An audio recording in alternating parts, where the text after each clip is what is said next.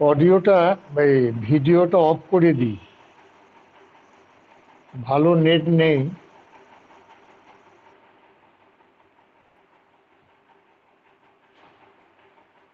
আমার একান্ত প্রিয় সঞ্চালক,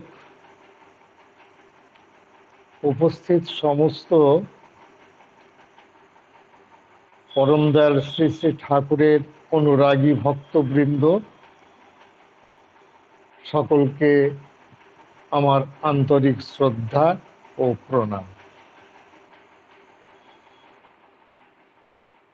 আমি আজকে একটি ছোট্ট ঘটনা দিয়ে আমার কথা শুরু করছি। আমার গ্রামেরই ঘটনা। শীতের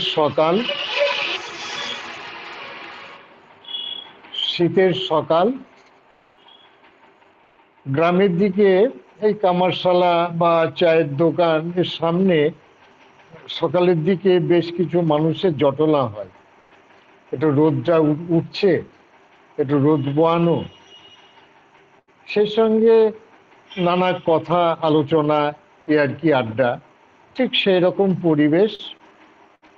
হঠাৎ একটা মেয়ে, 11-12 বছর বয়স হবে,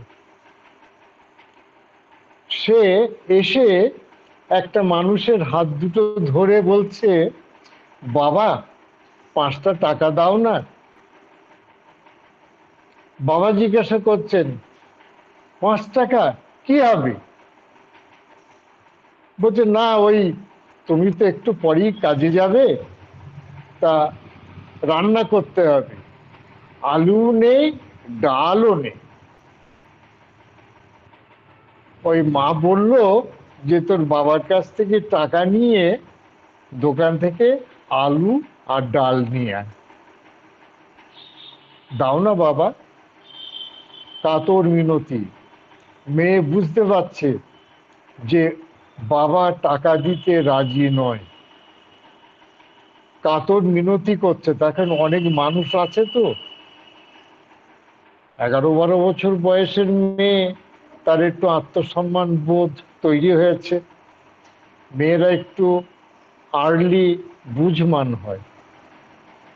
যখন দেখছে বাবা দিতে চায় না, তখন মিনতি করছে, কাতর মিনতি, দাও না বাবা।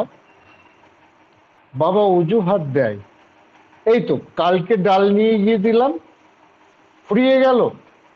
বলি, কালকে না বাবা, পরশুদিন নিয়ে গিয়েছিলে, পরশুদিন হয়েছে, কালকে হয়েছে, দাও না বাবা 5 টাকা। বাবা বলল, না টাকা নেই, যা বাড়ি যা। মেয়েটি ম্লান মুখে ফিরে যাচ্ছে, বারবার পিছন ফিরে তাকাচ্ছে বাবার দিকে। যদি বাবা এখনো ডেকে বলে, এই নে 2 টাকা আছে নিয়ে যা,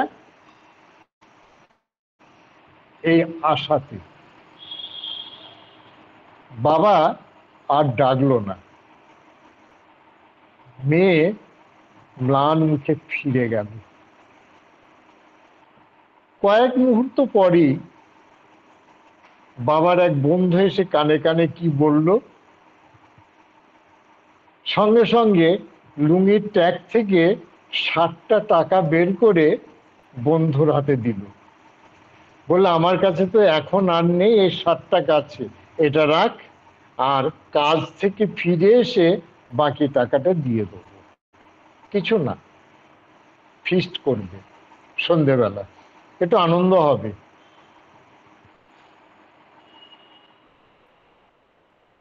আমার যে সংসার, যে সংসারকে টোটালি গড়ে তোলার দায়িত্ব আমার,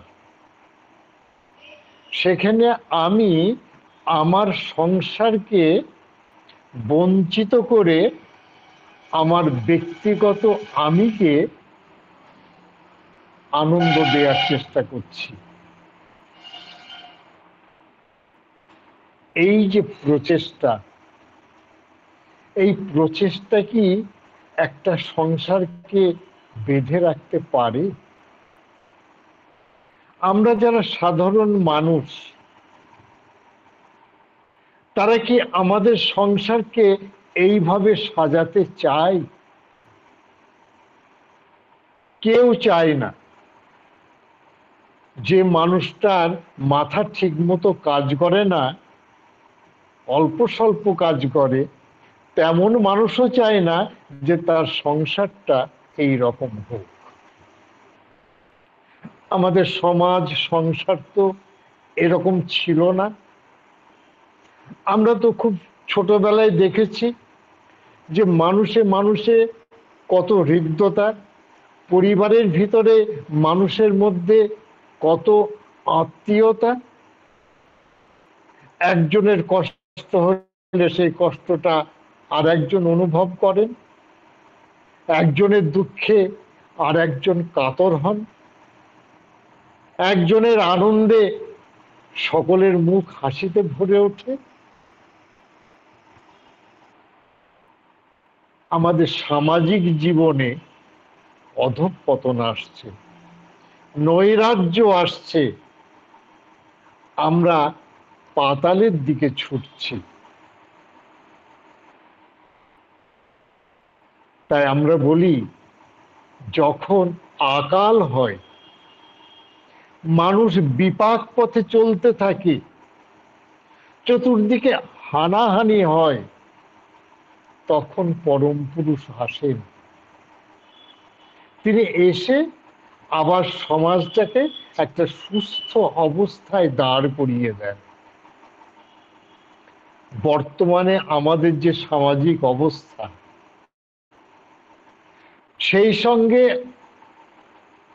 আর্থিক এবং রাজনৈতিক অবস্থা আমাদের এমনভাবে নিষ্পেষিত করছে যে তার থেকে বেরিয়ে আসতে গেলে যে শক্তির দরকার, যে মনোবলের দরকার, যে সামর্থ্যের দরকার, সেইটা যদি আমরা আহরণ করতে না পারি, তাহলে আমাদের জীবনগুলো কিন্তু আস্তে আস্তে এইরকম ম্রিয়মাণ হয়ে উঠবে।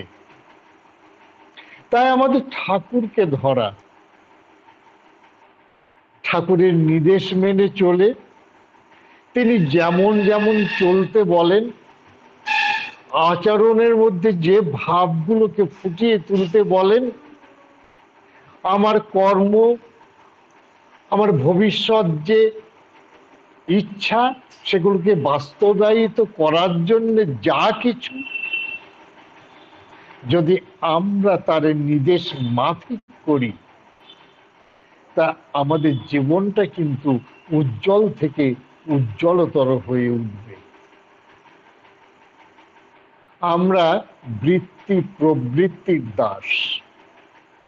যখন আমি চোখের সামনে দেখছি আমার স্ত্রী পুত্রাদি এক মুঠো খাবার জন্য বাবার কাছে বাহানা করছে, আর্তনাদ করছে, হাত পেতে চাইছে, আমার মনটা কিন্তু সেই দিক থেকে বিক্ষিপ্ত হয়ে আমার সন্ধ্যাবেলার যে আনন্দ উৎসব, ফিস্ট, খাওয়া দাওয়া, সেই দিকে বেশি করে ঝুঁকছে। এর মূল কারণ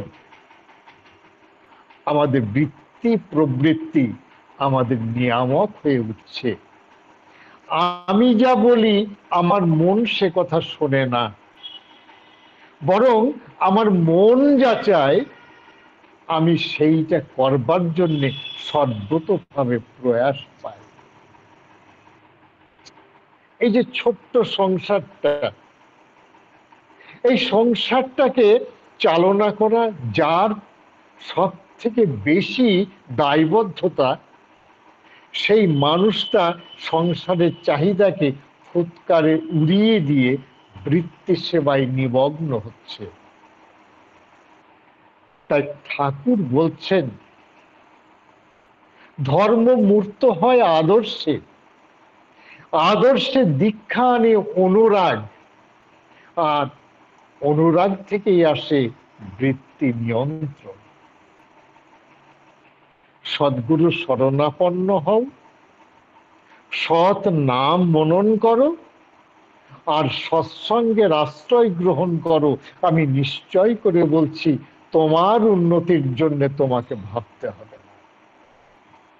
এত প্রত্যয়ী কথা তিনি আমাদের বলছেন, এত ভরসা তিনি দিচ্ছেন, অভয় বার্তা তিনি দিচ্ছেন। আমি তাকে জীবনে গ্রহণ করলাম।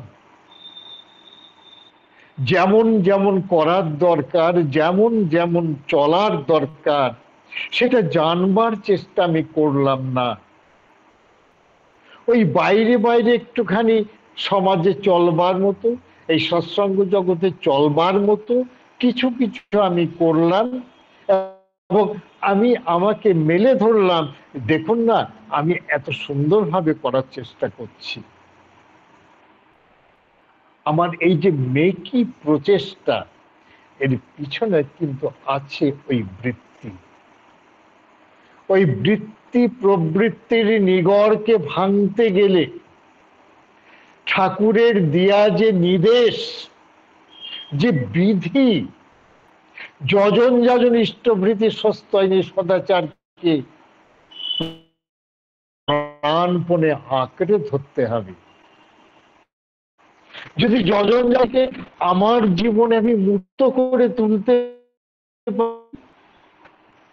আমার ধ্যান জ্ঞান আচার আচরণ চলনা যদি যজন যাজন ইষ্টভৃতিকে বেষ্টন করে চলতে পারে, যদি তার প্রতি আমার অনুরাগ তৈরি হয়,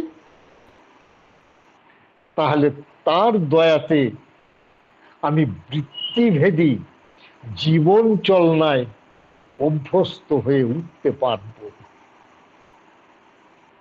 ঠাকুর আমাদের সাবধান করে একটি বাণী দিলেন,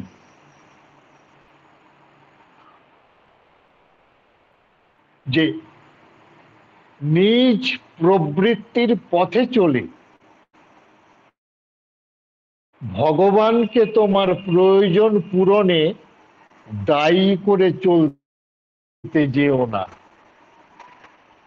ব্যর্থ হবে, আস্থা যাবে, ভূত সারানো সর্ষেকেই ভূতে ধরবে। যা পারো ভগবানের জন্য করো, আর সেই অর্ঘ্যে তাকে নন্দিত করে তুমি নন্দিত হও, সব দিক দিয়ে সার্থক হবে। আত্মপ্রসাদের স্মিত হাসি তোমাকে অভিনন্দিত করবে। কি অপূর্ব বাণী! আমাদের বহিরঙ্গে একরকম, অন্তরঙ্গে আর। বৃত্তি প্রবৃত্তির নিয়ম মাফিক যদি আমার আরাধনা হয়, আমার দয়াল ঠাকুরকে অনুসরণ হয়, তাহলে ওই মেকি সংস্কারে আমি সংস্কৃত হয়ে উঠব। ওই গিল্টি অর্নামেন্টের মতো দুদিন যাওয়ার পরই ছাল উঠে যাবে। যদি আমার অন্তর এবং বাহির একমাত্র তাকেই অনুসরণ করতে চাই, তার নির্দেশগুলো মেনে সৎসঙ্গ জগৎকে সে যদি আপন জগৎ করে নিতে পারে, তাহলে দেখা যাবে তার দয়াতে এই সমস্ত জগতের আমি অধিকারী হয়ে উঠতে পারি। এই সমগ্র জগতের দাবি নিয়ে আমি খাড়া হয়ে দাঁড়িয়ে থাকতে পারি, যেখানে আমার মতো কোটি কোটি মানুষ এই সৎসঙ্গ জগৎকে আমার জগৎ ভেবে শক্তভাবে দাঁড়িয়ে থাকবে। তা যদি না হয়, ওই ভঙ্গুর দ্রব্যের মতো কখন যে ভেঙে পড়ব তার কোনো ঠিক ঠিকানা নেই। আচার্যদেব যিনি আছেন, আচার্য মানে গুরুমুখ, আচার্য মানে অধিকারী। আচার্য মানে আমার প্রভুর প্রতিকৃতি। আমি আচার্যের ভিতরে আমার প্রভুকে দেখতে পাই। যারা ঠাকুরকে চর্মচক্ষে দেখেছেন তাদের কথা আলাদা। আজকের দিনে যিনি দীক্ষা নিচ্ছেন, ঠাকুরের জগতে আসছেন, তার সামনে কে দাঁড়িয়ে আছেন? দাঁড়িয়ে আছেন তো আচার্য দেবী। সেই মানুষটি কিন্তু ওই আচার্য দেবকেই মনে মনে ঠাকুরের প্রতিকৃতি হিসেবে, ঠাকুরের আকার হিসেবে কল্পনা করে জীবন পথে আগাতে চায়। আমরা অনেক ভাগ্যবান। আমাদের অনেক মানুষ তার জীবদ্দশাতেই এসেছেন, তার কথা শুনেছেন, তাকে চর্মচক্ষে দেখেছেন, জীবনকে ধন্য করেছেন। আর যারা আমরা তার জীবন্ত প্রভার ভিতর জন্মগ্রহণ করেছি, এই জীবন্ত প্রভা বলতে তার জীবনাব অবসানের যে পরবর্তী অধ্যায়, যখন তার মনোনীত মানুষ, যিনি অধিকারী, যিনি তার বার্তাকে এই জগৎ সমক্ষে প্রচার করেন, তাকে প্রতিষ্ঠার জন্য জীবন পণ করেন, তার সেবায় সমস্ত কিছু উজাড় করে দেন। এক কথায় বলতে গেলে তার সমস্ত কিছু তার চরণে বলিদান করেন। সেই অধিকারী, সেই গুরুমুখ আমরা বিকল্পে বলতে পারি আমার গুরু, আমার আচার্য, তিনি আমার সব, আমি তাকে অনুসরণ করব। আমরা যদি আচার্য অনুসরণ করি, ঠাকুরকে অনুসরণ করা হবে। আমি যদি আচার্যের নির্দেশ মেনে চলি, ঠাকুরের নির্দেশ মেনে চলা যাবে।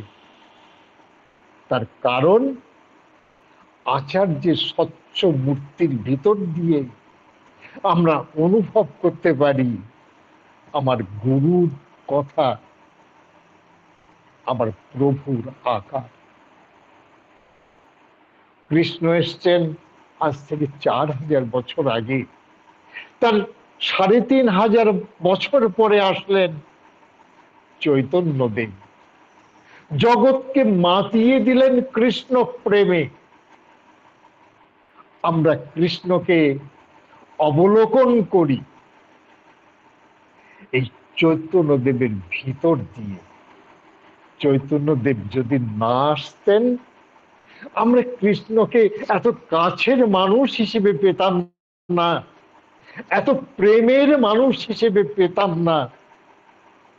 আমাদের চোখের আবরণটা খুলে দিলেন শ্রীমন মহাপ্রভু শ্রী চৈতন্যদেব।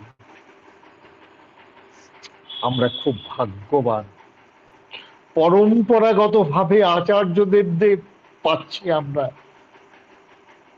খুব তাজা ব্যাপার, এখনো খুব বেশি দিনের পুরনো হয়নি, তাই এই সময়টাই হচ্ছে তার জীবন্ত প্রভার সময়।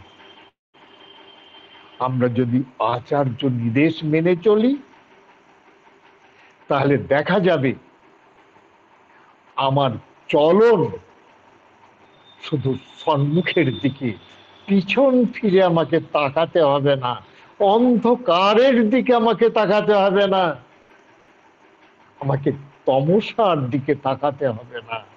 ওই আলোক ছটা, আলোর বিচ্ছুরণ আমি আচার্যের কথার ভিতর দিয়ে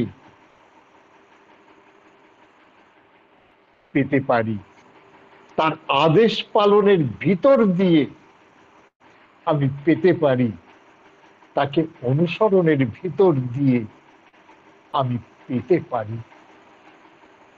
জগতে কত ঘটনা ঘটে, তার তো ইয়ত্তা নেই। কিন্তু আমরা যারা ঠাকুরকে অনুসরণ করবার চেষ্টা করছি, তাকে মাথায় করে নিয়ে চলবার চেষ্টা করছি, তার একদিক থেকে খুব পরিষ্কারভাবে বলতে পারি যে মাথার উপর ঠাকুর আছেন, আর আমার কি দরকার? ওই যে শেষে দাদার লেখা কবিতা আবৃত্তি করলেন, তাকে মাথায় রাখতে হয়। তাকে মাথায় করে নিয়ে যদি চলতে পারি, তাহলে যে আমি আরম্ভ করেছিলাম সমস্ত না পাওয়ার ভিতর দিয়ে আমরা খুব প্রাণ খুলে বলতে পারবো, এই যে আমি, ওই আমি নই, আপন মাঝে আপনি যে রই, যাইনে ভেসে মরণ ধারা বেয়ে। আমরা মৃত্যুর দিকে আর ছুটে যাব না, আমার ঠাকুর আছেন। আমি যে অবস্থায় ছিলাম সে অবস্থা থেকে উত্তরণ হয়েছে আমার, আমি আর সেই আমি নই। আমি এখন সেই পূর্ণতার চরণে আমাকে নিবেদন করে চলছি, সেই পূর্ণতার শরীক হয়ে উঠছে আমি। আমার সময় শেষ। আপনারা সকলে ভালো থাকবেন। যারা এই সৎসঙ্গের আয়োজন করেছেন, যাদের যা মনস্কামনা আছে, পরম পিতার চরণে প্রার্থনা করি তাদের সমস্ত মনস্কামনা পূর্ণ হোক। আর কৃতজ্ঞতা জানাই আজকে এই তেলিয়ামুড়া সৎসঙ্গ, যারা আমাকে আজকে এখানে সুযোগটা করে দিয়েছেন, তাদের কৃতজ্ঞতা প্রণাম জানিয়ে, সমস্ত ভক্ত কুলকে প্রণাম জানিয়ে আমার কথা শেষ করছি। জয় গুরু।